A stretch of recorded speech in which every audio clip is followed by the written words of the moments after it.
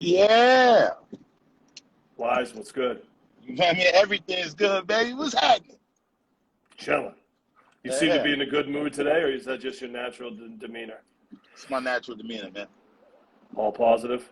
Yeah, man. Oh, life is grand, man. We have to enjoy every moment, man, because we don't have a Feel lot of that. moments. You know what I mean? Are you driving right now? I'm not driving myself, but I'm being driven. Okay, cool. Like pimps do. Yeah, word. Well, I'd like to welcome everybody to the Leeds Entertainment Podcast, brought to you by the Chubby Chick with a very special guest rapper today, Wais P. It's great to have you Yes. on here. We've been working together for a while, but we've passed each other in circles for years. You know, I met you originally. You probably don't remember. Back in the Middle East, you were with Static Selector and those guys on one of those shows. You were kind of doing like a quick set, but that was a while ago. I'll tell you a But story one time, real quick. I went to Middle East one time and I had DJ Beans as my DJ, and I got so wasted. I went up on stage. They started playing the intro. We were going to do the set, and I like said about 2 words like, "Yo, I can't do this tonight. I was I'm gonna coming to tell you, party with y'all." I was gonna tell you that's what I remember, but I was gonna leave that detail out. I'm glad you brought that up because you were like blackout drunk and you couldn't. They weren't playing your songs, and you would just start rambling on something else. And I was like, I don't. I think you might have had a little too much to drink. You know what's great? You know what's great about that though? I'm not ashamed about that because what it means, I love Massachusetts so much, and I got so much love out there and so much that like I was partying with the people, like it was bigger than music for me. So it just was like I was so happy to be with the people in mass that it transcended the music part about it. So it didn't really matter to me. Like I still had a great time, and they still love me out there. So yeah, but that was hilarious. Yeah, you're not the first, and probably will be the last artist that has happened to. We had an incident with Royce the 5'9" back in the day, so something very similar, and then a few others. So it happens. It happens. Yeah, yeah. But for those who don't know, take it back a little bit. I want to take it back to Crown Heights, Brooklyn, growing up, right? Yeah. 80s, right? Man, 70s, no, no, no, no. 80s. 70s, god damn. 90s. You grew up in the 90s, there. Yeah, I was raised, as a kid in the 80s, but the Yeah. 90s are my formative years. So you're coming out of crack era, Yes, prostitution era. yes, beautiful. which you've done well with. But what was that like? What was it like in Brooklyn, Crown Heights? Just, that sounds like a crazy time to just come out of and survive that era. It was nuts, man. I mean the shit that like even our parents, like I was talking to my mom's the other day, and I'm like, Mama, the shit you used to do, you go to jail for nowadays. Like, you know what I'm saying? Like, you know, parents, latchkey kids. I know if you remember that. I used to go to Yep. school with the sneak. What is it? The shoestring. Tied around with the key on it, and then all the teachers knew that this was a kid that they had to look out for because you went home alone. And you were home alone for days. And my mom's used to work from Monday to Saturday, 24 hours. Like she never came home. So we used to like pretend we was cowboys and make like, you know, beans and franks and shit. We thought we was like on our own. We thought we was adults. So it grows you up quick, and then the streets become your parents. You know? Right. The rapping. I read that you learned how to rap young, and that this was going to be the tool, the gift of gab, you call it, the tool that was going to get you survive in this environment. Correct? I lost you You for there? a second. All I heard was the tool to No, I survive. was just Is that talking it? about how yeah, like the gift of gab, the tools of rapping. When did those come into play? I mean, when coming from where I'm from, that's just what cats did. Like you stood outside, you talk shit. Like even cats that didn't even have talent, they would just, say shit that rhymed, you know, just because it was just cool to do that. Um, I wanted to be one of the people who actually took it serious and actually had fun, and it started off battling and going from hood to hood, which was dangerous in my days. I like to tell stories about, we got chased. There were certain places where you would battle a dude, and if you won, they would try to make sure you wouldn't make it out alive. Like, you know what I mean? So, like some dudes would try to lose on purpose to get home safe. You know what I mean? Like act like you ran out of rhymes when you had more. Me, I never did that. I got into issues and fights in Red Hook, in Canarsie, you know, different places, Brownsville, just battling, just, being that you're good. Like, it was the same way with basketball. I don't know if cats really understand Brooklyn. Like, you got to lose to stay alive. I think I put it in the record I did with Rock Marciano. And it was like, that's what Brooklyn is about. You might have the best starting five, but you got to lose to stay alive. Because, dudes will chase you. Dudes will, break a bottle on the court. Oh, pardon me. So you get glass in your shoes. Like, so I'm from where that was from. That's how I really started with like real warrior shit. Where does the Ranjahz come? When do you form the Ranjahz? So we was in the hood, and this is dope because this is corny as shit. So I was the only rapper. Half wasn't rapping. My partner wasn't rapping. Jay Runner, shout out to the Dutter Man, and he was making the beats. Making beats when it was like put a little tissue inside the tape joint, remember, and flip it back and forth and all that shit, and tape over it. And so I called him the Funk Arranger. I was the rhyme arranger. Half at that time was a DJ. So it was the Funk Arranger, the rhyme arranger. What was the third one? There was something else, arranger. And then I said, melody arranger. Melody arranger. Corny as shit. And so that was your first rap name was the Rhyme Arranger? No, that was like what we represented it. But my first rap name was Minister Mac. That's a whole nother corny Minister situation. Mac. Yeah. I like that. That fits. So we switched that. I said, Funk Arranger, Rhyme Arranger, Melody. I said, man, we the Rangers. And then we flipped the spelling, to be original and to be creative. Right. And that's how that spawned. What year is this that you formed the group? Shit. I want to say 95, 96, something like that.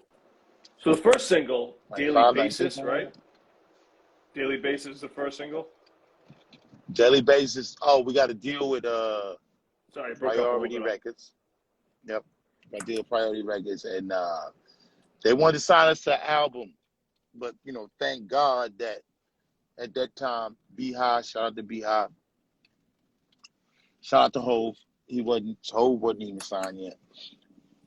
This thing wasn't even moving yet. And they just let it, they said, yo, man, do a single with them because what they did with, other groups that they had there, be careful. And we just did a single deal. Clark Kent was an A&R there at the time. And we just did a single deal. And we did that there. When they wanted to do an album deal, they started talking about taking publishing and all that, so we didn't sign it. So Daily Basis was the first single. That's why Clark Kent did the remix, which was more popular than the original mix done by Jazzo. Shout out to Jazzo. But yeah, the legendary Clark Kent did the remix, well, the B-side. I want to call it the remix. Did the B-side, then that was successful. We did a lot. We was able to tour, record on the radio.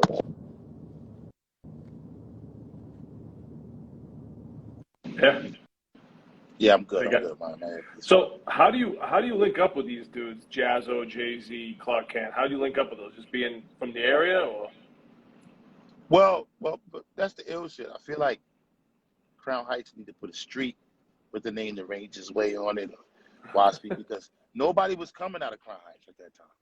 You know, the only person out of Crown Heights was Clark Kent, but he like shout out to Clark. He like had a brown like a house, he had a like it was good where he was at. You know what I'm saying? Like, so he was there, but he was like big already doing things. So like he wasn't really paying attention to us. So what happened was the Dutter Man runner, his cousin was this guy named Jay-Z. And at the time, you know, he was just a skinny dude with thermals on.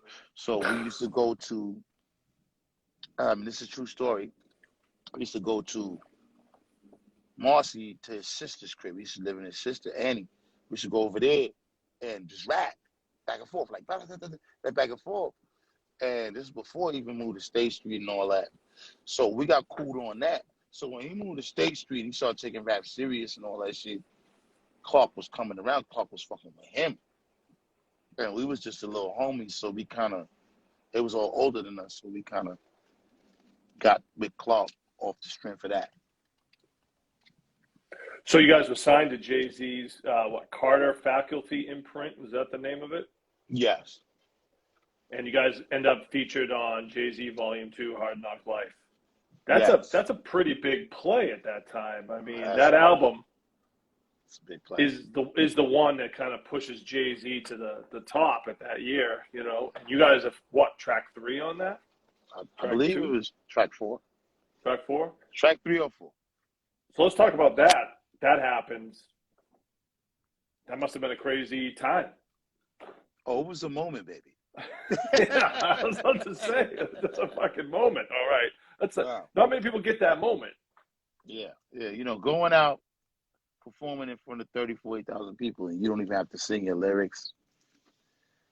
I always tell people that's a different kind of high.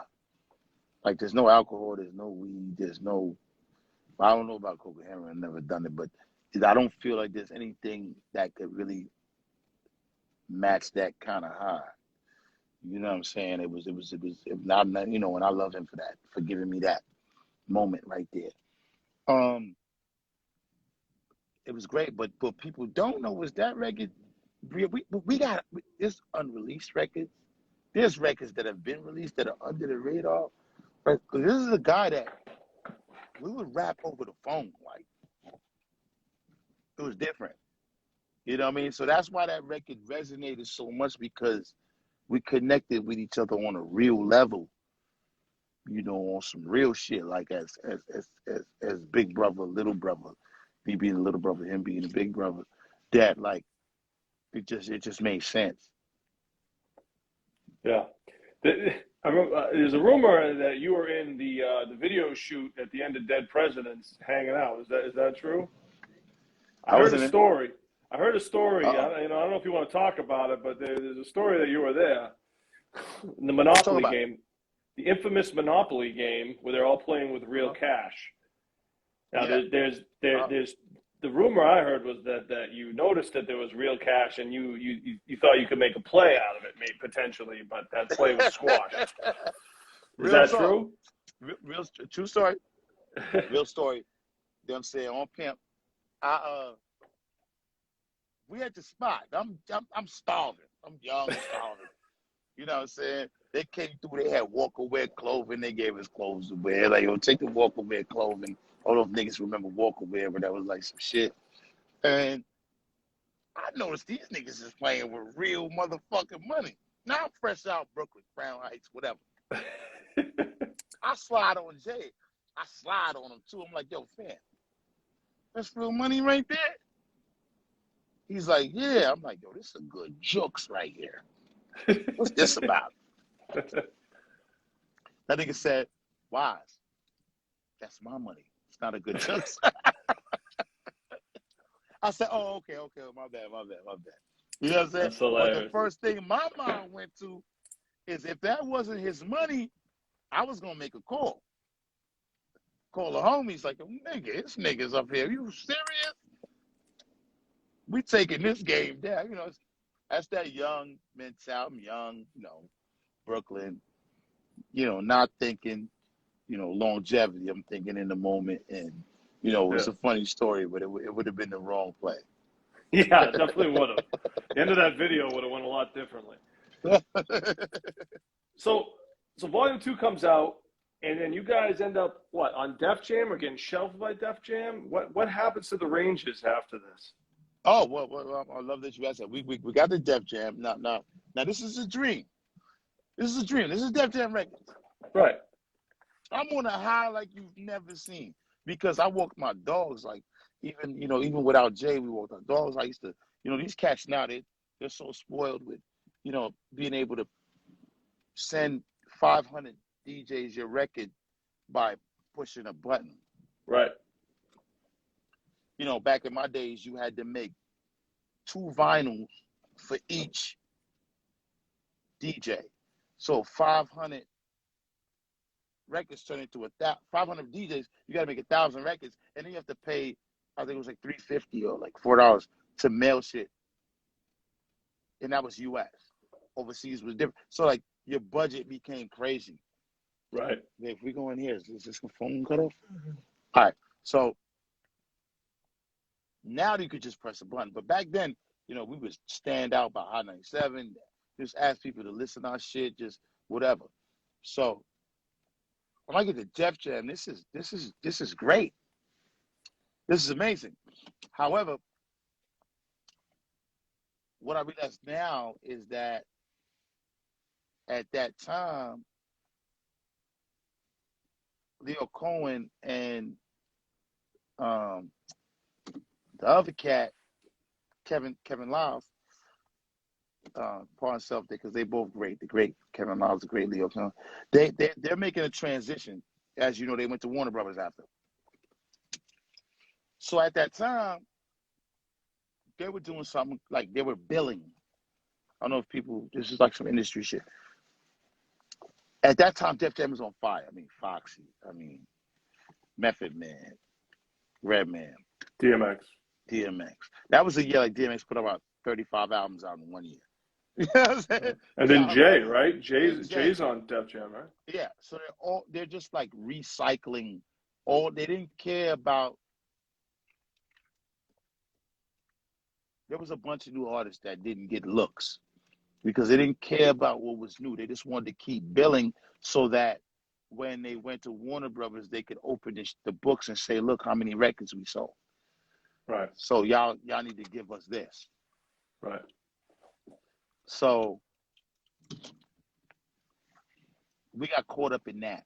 And they didn't put no marketing dollars into what we were doing. You know, and we underground, you know, we always been that kind of group. So we didn't need much. We just needed, you know, something. I gave them my first single. Let's do it like this. The first single I gave them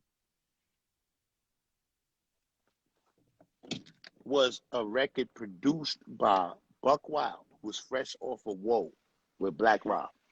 Yep. With the Ranjahz rapping on it, with Jay-Z on the hook.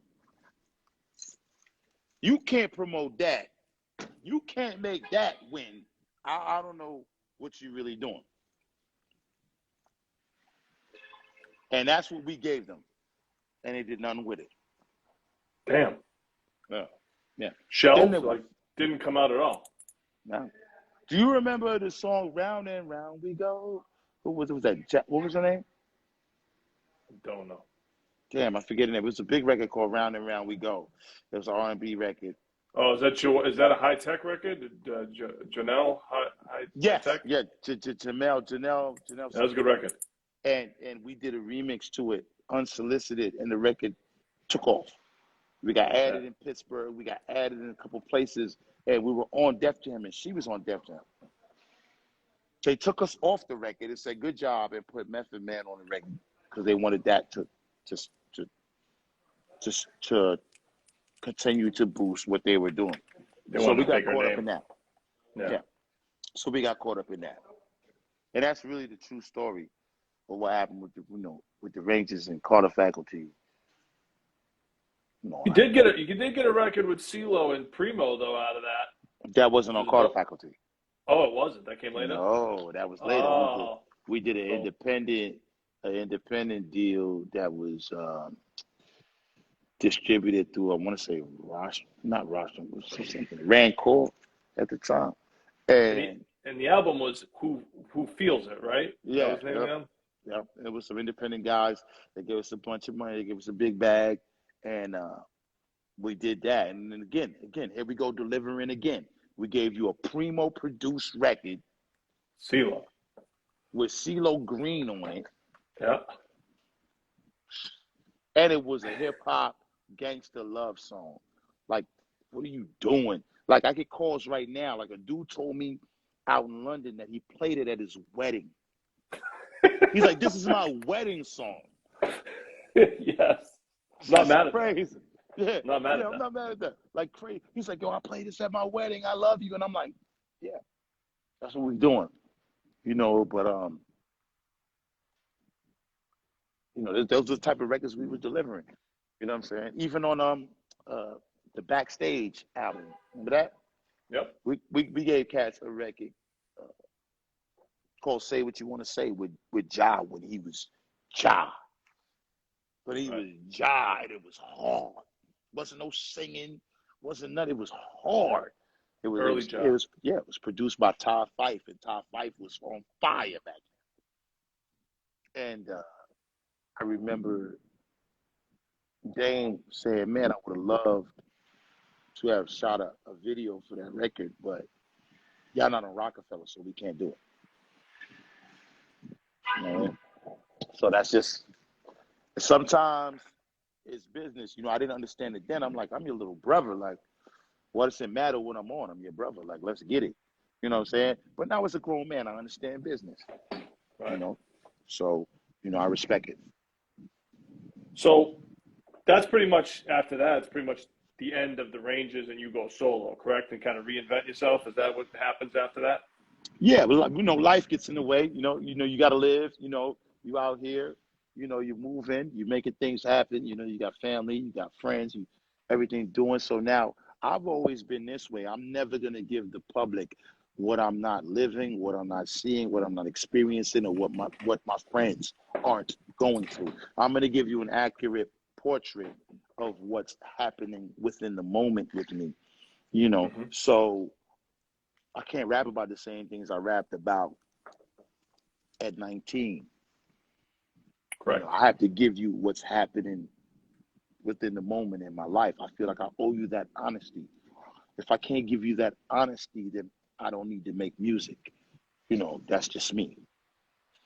So That's great. yeah, that's what happened. My partner, he became a little bit disillusioned with the business because the business ain't fair. He's like, we the greatest and it's not fair, and he was right. You know what I'm saying? So he decided to step away. So I never chose to go solo. I went solo because he decided to step away, and I still love music. I still love the business. I still love the people. I still love the craft. So I just couldn't step away like that. Right. So the solo career, you kind of, from what I'm reading here, you kind of reinvent your whole and really kind of push this whole pimping thing going. Yeah. Let's talk about that. Are we allowed to talk about this? Let's talk about it. I'm So let's retired talk now, about so let's talk about it. let's I talk ain't going about crazy pimping. no I more. mean, you talk about it in every record. Mm-hmm. Yeah. Talk to me about being a pimp. Well, in between.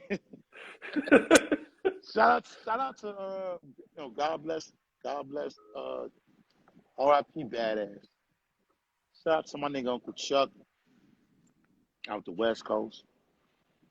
What happened was, I was always a fun guy. Like, I'm still a fun guy. I still love to party. I still love to hang out. I'm still everywhere. I'm in everything. I was just talking to my man AL. We talking about parties in Miami. I would always have girls around. You know what I'm saying? So like, one time, I'm not gonna say who told us it is because he's huge. But I came to tour bus. I don't know if you remember back in the days when they used to sell like the gargantuan size Belvedere bottles that used to come up to like your waist. Do you remember that shit? Yeah, yeah, I do. I showed this shit with that and like a bunch of Asian bitches, white bitches, black bitches, beautiful girls. And my man Uncle Chuck, who man is badass at the time and is a great friend of a certain guy I don't want to mention, and said to me, he said, man, you know, you always got the, every time we come to New York, they'll call me, you know, to go to clubs, to go this, you know. Like you always boom, boom, you know, why you never thought about getting some money? So I'm like, you know, I ain't thinking about that shit, you know, I'm having fun. I ended up meeting a girl later on, and you know, after he already planted the seed in my head, and she happened to be in that business, you know, and she put me on, and you know, she turned me out, you know, and you know, and I, you know, she went out and did a thing, and then I just grew from there, and it was real, you know. And what happened with that is I loved it. It was like the purest business that I had ever been in. It was just real. It was honest. You know, it was work made for hire. And when it's done properly and respectfully with adults, you know, it's a great thing. You know, I'm not in it anymore, but in that moment, I loved it. And then I said to myself, the West Coast been rapping about this. The South been rapping about this. There's not nobody from New York City that has ever shined a light on this side of the business in the streets. That's a lane. You know, Jay used to tell me back in the days, listen to what's on the radio and then do what's not on the radio. Don't do what's on there, do what's not on there. So I decided to represent what I was living in that moment in music. The track "You See It," produced by DJ Premier, was my introduction of hearing you talk about this in vivid detail.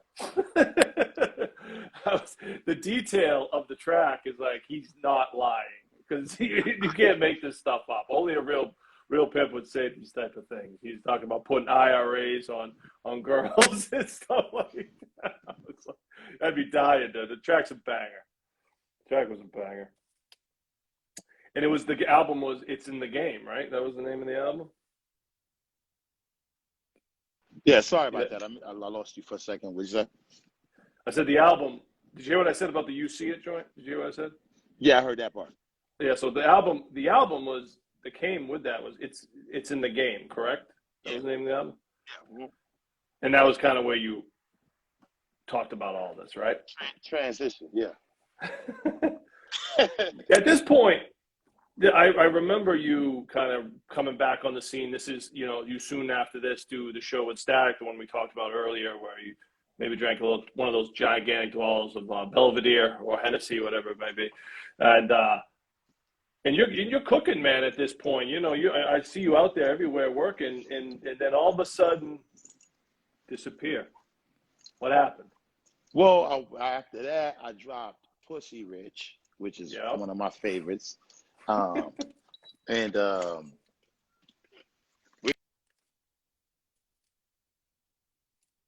breaking up a little. You're breaking up a little bit in a tough area.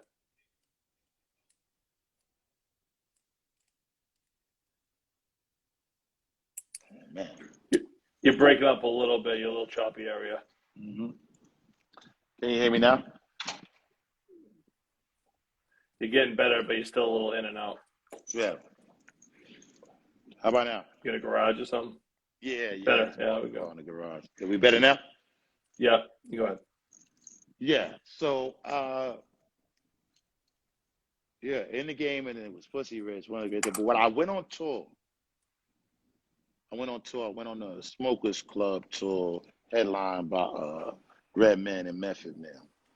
Yep. You know, and what people don't give me credit for is I was the only dude on this tour that was independent, like fully independent. at that moment and really dropping underground and representing for underground music. You know, this is 2014. You know, and I'm up there, you know, doing songs, you know, with no drums and, you know, songs that don't got hooks. And I'm up there just having fun with it, right? I went to Chicago. I brought out Debbie the Glass Lady. I don't know if you know who she is, but she makes all the real pimp cups, you know, out of Okay. Chi-Town. I brought out GLC, you know what I'm saying? And I brought out Razzcash and Cali. Every state I went to, I was bringing out like underground hip hop guys, you know what I'm saying? And I after that, when I came home, I had to go to court for something else. And then when I went to court for something else, you know, the detectives ran down on me, called me by my government name, and then I never came home. So that's the delay. How long were you away for? I was away for 42 months. That's 3.5. 3.5 years, almost 4. Uh-huh. and then you go ahead. After that tour, that tour set me up. I was getting ready to splash everything. And then that derailed shit. So this lifestyle of being a pimp, is this what put you in there? Well, yes and no. Like really, I was with a crew of cats that was into a lot of things that I wasn't into. You know what I'm saying? That I wasn't into. They was, you know, they was acting, you know, they was putting people in trunks. They was wilding. But they was my peoples that had love for me. And I was in, is concert the right thing to say? I was in tune with them. So like they picked up one dude, and then once they pick up one, they tap everybody's phones. And then they came to me, sat me down and said, hey man, we know you, we know who you are, we know you have a career, you just came on tour. You know, if you help us put this guy away, we'll forgive all the bullshit we see that you've been doing. Obviously, I wasn't willing to do that, so Right. I had to go sit down. So and that derailed my career in that moment, you know. And me and my my business manager, we talk about it a lot. Like, man, if that never happened, you know, things would have been this, things would have been that. But you know, my morality's intact, so I feel good about it. You know what I mean? Well, you're back now. That's Yes, what's sir. important, right? And Yes, you've been sir. on a tear since you got back. I mean, how many projects have you put out? I mean, it's got to be at least like 4 since you got back, right? Like, That's a fact. That's 1, 2, 3, 4, and I'm about to drop another one hopefully before the end of this year. Chapters 2 is out now. You know, grab that. You know, the love has been insane about that. So yeah, let's talk about it because I mean, what I got Chinchilla, Son of a, Tapas 2. What else am I forgetting? Tapas 1, Tapas 1. I'm sorry. and Tapas 2. So 4. Tapas 2. So 4, yeah. Mhm. And this is all within a year, right? Like it's all within, It's about a year and a half. Yeah. yeah, year and a half. And that's a strong work ethic right there. I know a lot of dudes that can't even put out one album in a year and a half. And we sitting on heat. Pause. We sitting on heat. We just haven't released it all. Like we sitting on a couple more projects that's ooh. So what was your mentality coming out, knowing you just got delayed, you have the setback, and you're coming out, you see where the game is at now. What's your mentality looking at that? Well, first of all, I like where the game is at. You know what I'm saying? There's things I don't like about it, but I like where the game is at. You know, I love that. You know, it's cats. You know, that are being successful, being able to spit. You know, not having to chase radio. I love that. Being able to be in control of your own destiny. I love that. I used to hate, you know, having to go in and sit with an executive, he telling me what kind of record to make. Like, Sam, I don't, you know, what are you talking about? You know what I mean? So Right. I love that. I hate that.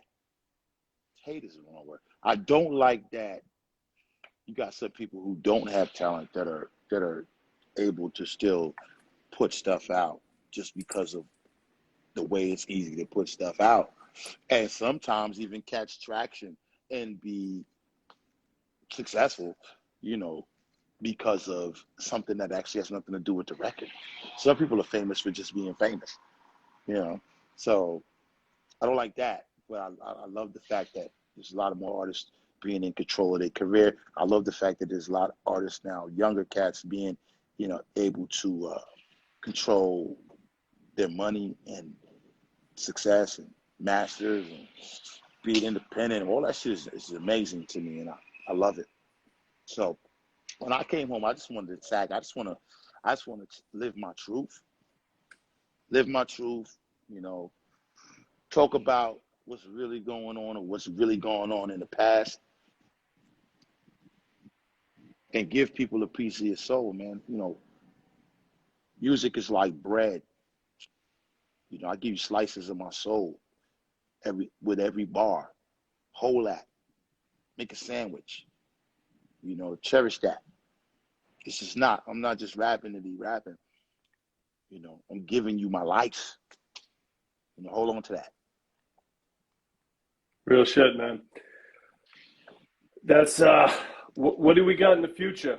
You say you're sitting on heat. What do we got? What do we got? What do we got coming up? Chapter 2 is right now to all players and sims. Get your shit together.